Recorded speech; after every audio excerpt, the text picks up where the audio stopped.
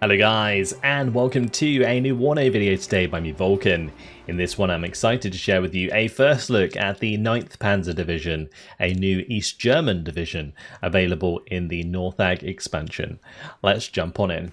Just a note, what you see today is a work in progress and therefore subject to change. Let's go through all of the units and put together a quick deck. So starting here with the Ural in the logistics tab, your classic 1000 supply, 90 km/h road speed. Then we have the T815 munition truck, which is a really solid supply truck with 3000 supply per vehicle, 90 km/h speed. Also gets 10 health, which is nice. Then there's the BMP-1K SP2 as a command vehicle, 70 points. You get 3 on a card, it is armoured, can defend itself relatively well, it's a decent option. And then there's the SBW-40P2, which is a much faster command vehicle, still armoured, 95 points though due to that speed. But having 3 on a card on all of these is really, really nice. Even the SBW-60PUM here also has the 3 availability on the card. I think generally the SBW-40P2K is going to be a better option than the SBW-60PUM, even though this costs more, which is interesting. Although this does get a bit of extra health, I suppose. And then there's the option for the Feld Depot, if you're bringing in a lot of artillery, which in this division, you probably will be, because there's a lot of nice, juicy rocket artillery units. Right, infantry tab, very small in terms of selection. You've got the PKM squads, there's the 30mm squads, the grenade launcher that is. Then we have the Mutschützenführer. A Mutschützenführer, decent leader, just because, you know, 4 strength has smoke. I mean, 4 strength's not great, but having smoke and AT is a good option. So these can be brought in with a range of BMPs. We've got the BMP SP1, which comes with just the gun and the PKT. Then we got the BMP1 SP2, which comes with the Mallorca added on. Then we got the BMP1PC, which is the Fargo. And then there's the BMP1PD, which comes with the Congers. And the Congers option probably going to be your best, of course, option. So that's probably the combination that I'd bring it with, unless I just wanted to bring it in with the truck. Then we have our standard Mutschützen, so 7 strength, 5 AK-74s with 2 of their MGKs, and the RPG-7VL can be brought in with all of those BMP transports. And then finally there's the Mutschützen RPG-27, which does come with the RPG-27, which is really, really good. 21 penetration, 65% accuracy, 20 round per minute rate of fire. Now its range is very limited, but if this gets in range, you're going to kill most armor that you come up against. So really solid squad, and can be brought in with a BMP2, which is nice. You get the 30mm autocannon, you get the Conkers, and you get all of those traits as well. You might notice up here there's like a ton of traits. So we've got the transport trait, the IFV infantry trait, which means that if this BMP2 is close to the Mutschützen, then it gets, basically the Mutschützen are taking less suppression in combat. Then we have the amphibious trait, there's the resolute trait, which units take less suppression in combat.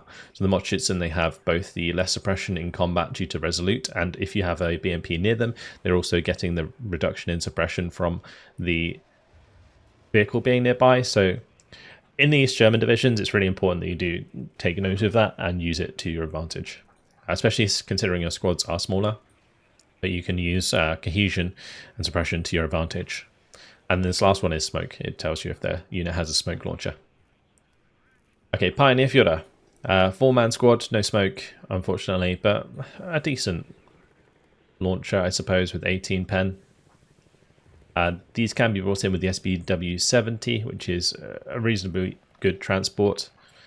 Then we have the Pioneers, which is 8-man squad. They do get the shock trait, they do get the resolute trait, so this is where you're going to get your satchels from if you want them. And then there's the Flamethrower squad, which comes with the 6 AK-74s, the PKM, and the Flamethrower. So yeah, Flamethrower squad's always very useful to hang about with.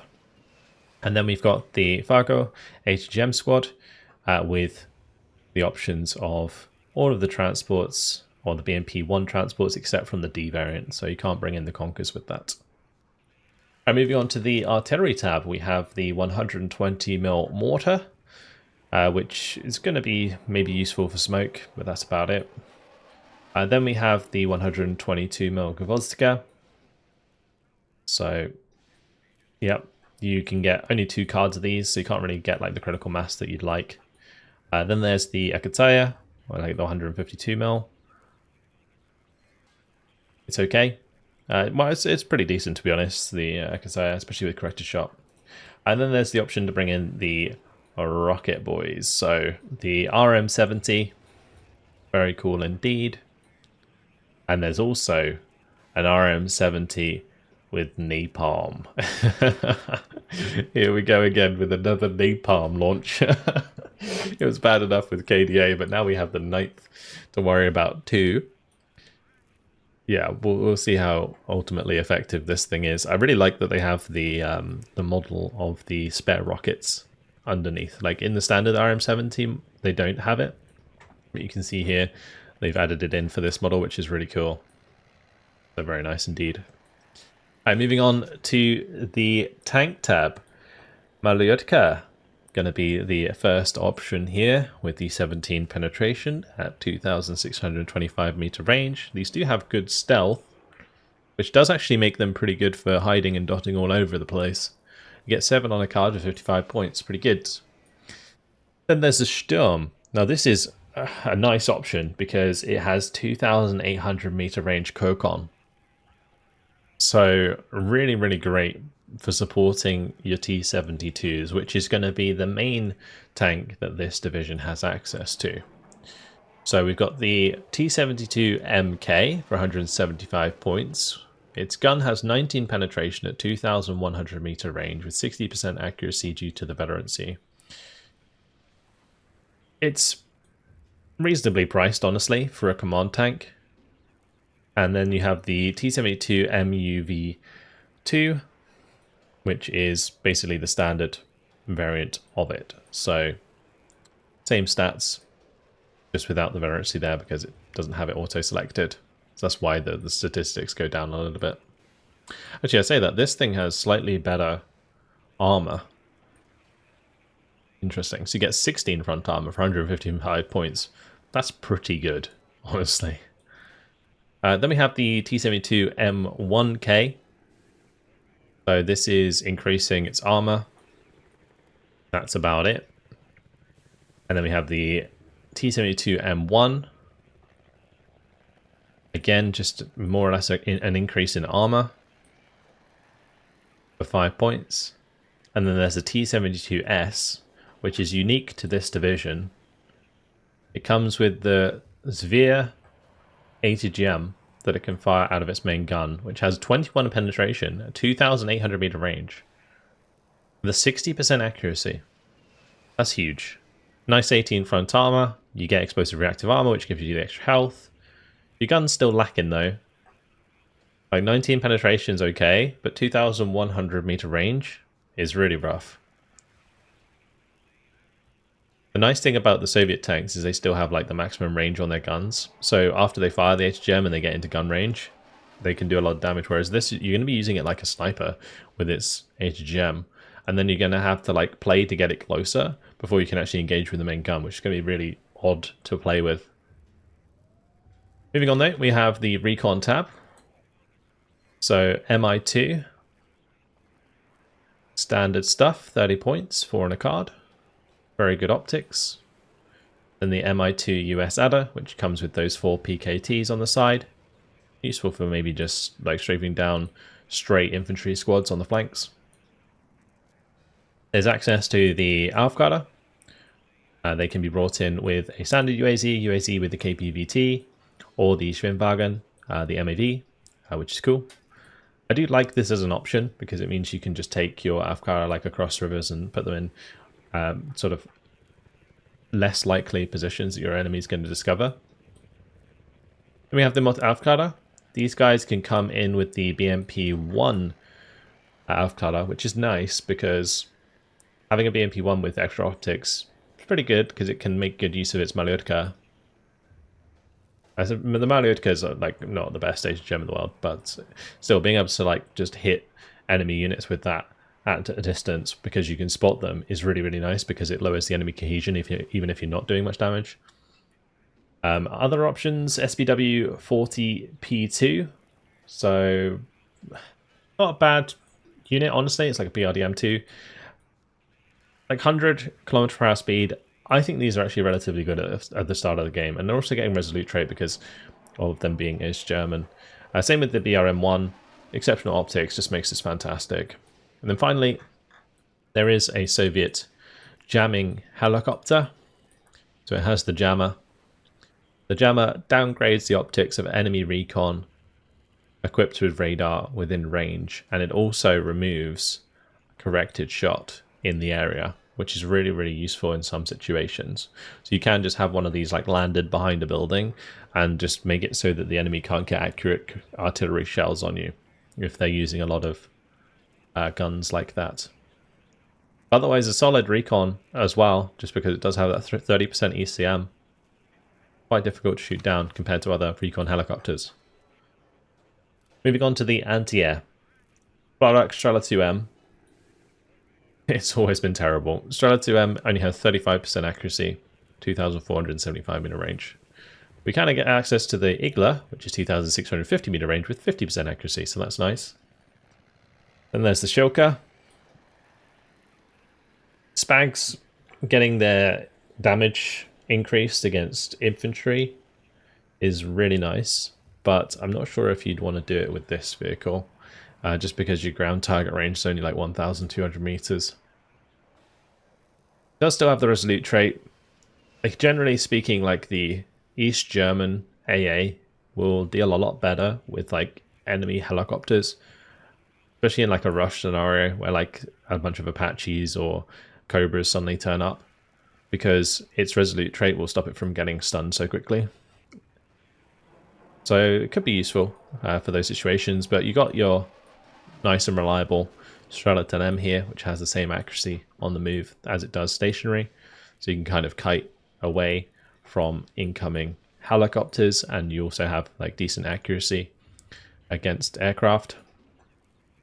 And finally there's the Cub, which is your obvious long range option with the 5,300 meter range, 45% accuracy.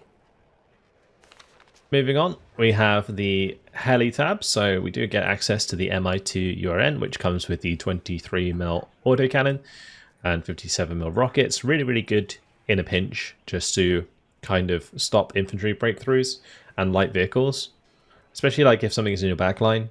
These are really good for just cleaning them out because they're relatively safe to use in your backline. Yeah, actually a relatively big fan of those. Then we got the Mi-24D with the AT, gets the Falanga, which is not the best ATGM in the world, but 20 penetration, 50% accuracy is not awful. It's just like it's such a slow ATGM. 135 points, pretty cheap though. And then there's the Mi-24P, which gets that Kokon, so the 20 penetration, 2,800 meter range, 55% accuracy, and it's a pretty quick missile. So definitely going to be a better option. Finally, we have the aircraft, so mostly Su-22s. This one comes with the 4 240mm rockets. Never been a huge fan of that loadout. There is the loadout with the 2 500kg cluster bombs. Going to be good for killing heavy armor in a pinch. And then we have the 4 500kg bomb variant, which I kind of wish these Su-22s had like 6 500kg bombs. They would just be like so much better. The thing to note though about these Su-22s is that they do have 30% ECM. They've got 2 cannons and they've got infrared missiles, so they're relatively good at shooting down enemy helicopters as well. But there's not really a seed variant that you generally want to do it with. Then we have the MiG-23 MF. MiG-23 in this case, it's got 2 R-23Rs, which have the 7,700 or 7,075 meter range, 40% accuracy. The R-60M, it's okay. For 165 points, these are very mediocre. You do get a slight upgraded one with the ML. You get the R24R, which has 6 damage. You get an extra 700 meter range and a 5% accuracy. I guess for 165 points, it's like the same price. You can't really complain. Finally, the SU-22 M4K, which is actually probably the best variant you have of the SU-22 here, because it fires the KH-29T, which is a fire and forget missile. So 30% penetration, 3,500 meter range, 50% accuracy. Yeah, this is nice. You have a couple of these just like float around and they're going to pop all the heavy tanks for you. So I kind of like this. Just obviously make sure that you've got your own aircraft in the sky to prevent these from being shot down by enemy aircraft. Alrighty, well, that's the 9th Panzer Division. Let's go ahead and put together a quick deck. So I think in this one you definitely need the Feld Depot because of the amount of rockets you're going to be chucking out.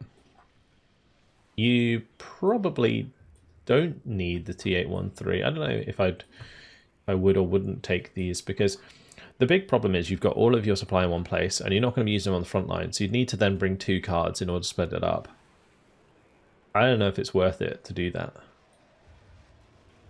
Like, it might not even be worth bringing in a leader, to be honest. But we'll bring it in for now and we'll come back to it. Got to look at where else we're going to get leaders from.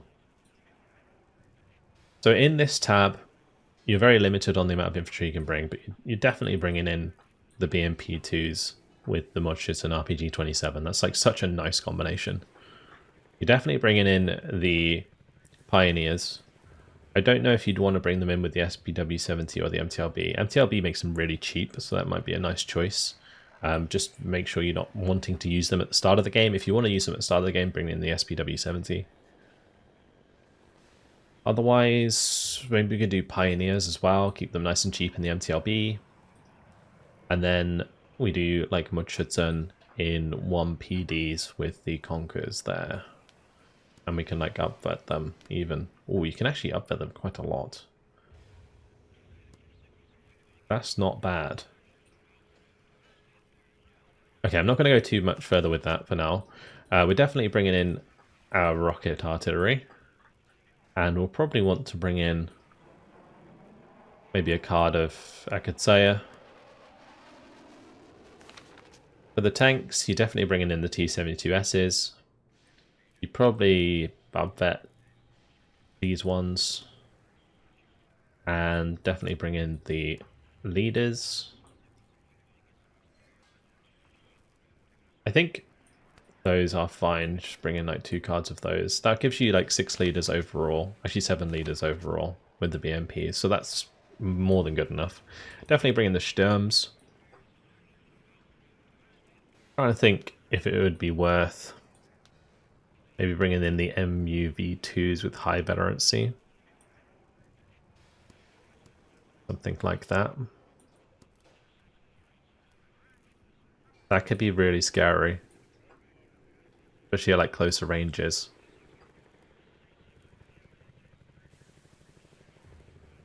The activation point cost of this tab is really low, so you can definitely afford to up that a lot more like that.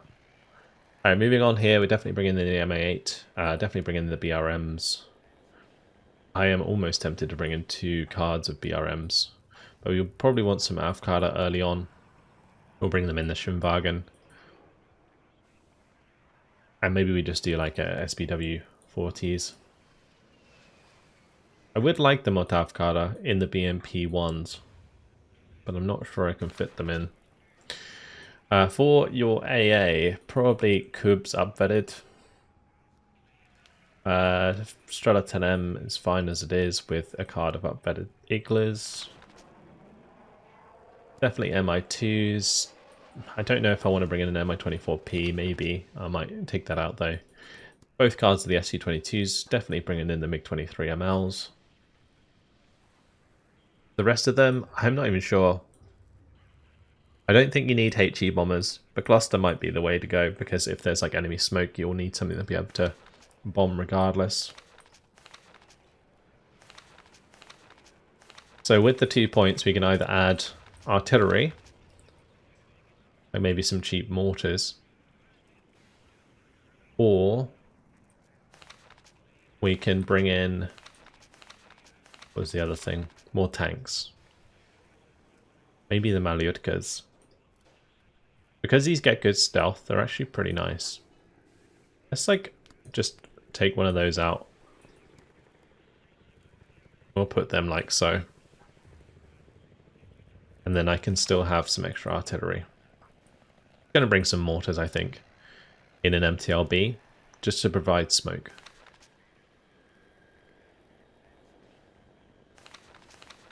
Cool. It's really weird not having a leader in the infantry tab, but overall, I think this division could be pretty strong. There's the 9th Panzer Division. Let's have a quick look at that overall. Just because of the like sheer amount of rocket artillery that you get, including napalm, it's really, really nice to support like a strong T72 push that is also like benefiting from veterancy. So you got decent veterancy on your tanks, you got really good gems to back you up, you got decent enough and numerous enough infantry. I mean, even these being like up bet here is really, really cool. You got the AT planes to deal with anything like super scary, like M1A1s. Yeah, I think this has some serious like breakthrough potential, just like pushing really, really hard and fast into someone. Well, maybe not fast, but definitely hard. You're going to have to get set up before you can make a good push, but if you can kind of trade relatively evenly for a decent amount of time, build up your forces, and then push really good with the rocket strikes, yeah, this could be fun to play. Sure. Decent division. Let me know what you think about the 9th Panzer Division in the comments, but that's it for now. Hope you guys enjoyed it. Thank you very much for watching, and I'll see you in the next video. Goodbye.